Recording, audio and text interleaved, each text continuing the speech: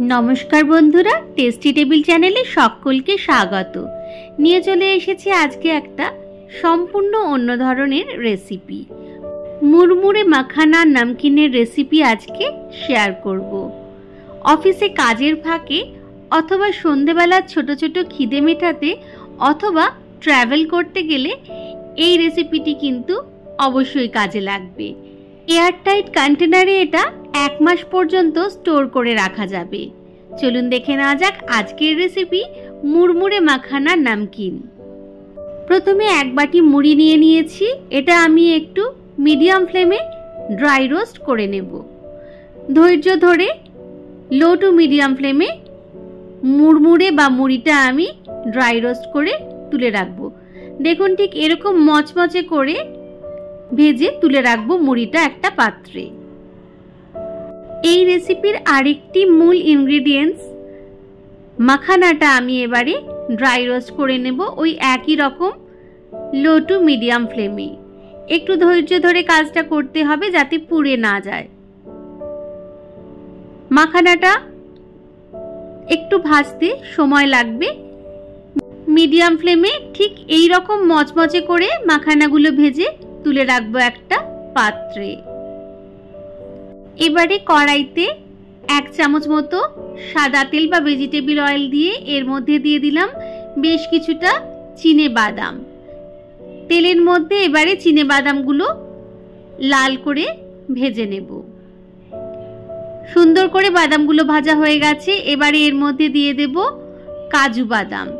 কাজু বাদামগুলো আমি মাঝখান থেকে অর্ধেক করে নিয়েছি। দিয়ে দেব আমন্ড। আমন্ডগুলোও আমি দু তিনটে টুকরো করে কেটে নিয়েছি। শেষকালে দিয়ে দেব কিছুটা কিশমিশ। সবকিছু এবারে খুব ভালো করে ভেজে নেব মচমচে করে।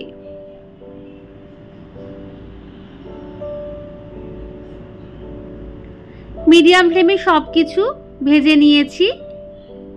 এবারে এর মধ্যে দিয়ে দেব বেশ কিছুটা কারি পাতা। 10-12টা কারি পাতা এখানে আমি ব্যবহার করেছি। খুব ভালো করে সবকিছু ভেজে নেব। কারি পাতাটাও সুন্দর ভাজা হয়ে যাবে। খেয়াল রাখতে হবে গ্যাসের ফ্লেমটা কিন্তু মিডিয়ামে সবটা ভাজতে হবে। দিয়ে দেব এবার এর মধ্যে 1 চামচ সাধারণ লবণ, 1 চামচ বিট লবণ, আর 1 চামচ হলুদ গুঁড়ো, 1 চামচ লঙ্কা গুঁড়ো, আর দেব 1 চামচ চাট মশলা। সবকিছু এবার খুব ভালো করে মিশিয়ে নেব। সবকিছু ভালো করে মিশে গেলে এরপরে এর মধ্যে দিয়ে দেব ড্রাই রোস্ট করে রাখা মাখানাটা।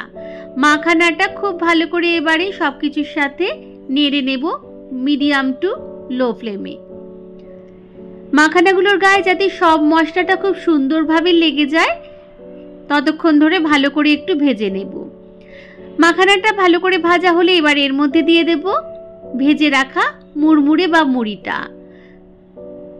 মুড়িটাও এবারে আমি মশলার সাথে খুব ভালো করে ভেজে নেব যতক্ষণ না পর্যন্ত মশলাটা পুরোপুরি মুড়ির গায়ে লেগে না যায়। দেখুন এবারে সব মশলাগুলো মুড়ি আর মাখানাতে সুন্দর করে লেগে গেছে। মুড়ি আর মাখানার রংটাও কিন্তু এবারে বদলে গেছে। ভালো করে সবকিছু মিশিয়ে নিচ্ছি মিডিয়াম ফ্লেমে। ব্যাস মচমচে মুড়মুড়ে মাখানার নমকিন একদম তৈরি।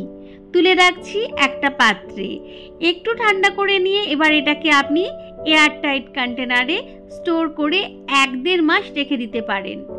সন্ধ্যেবেলায় চায়ের সাথে একটু করে বার করে খেতে থাকুন। রেসিপিটি ভালো লাগলে অবশ্যই একবার বাড়িতে বানিয়ে দেখুন, আর ভালো লাগলে লাইক কমেন্ট শেয়ার করতে কিন্তু ভুলবেন না।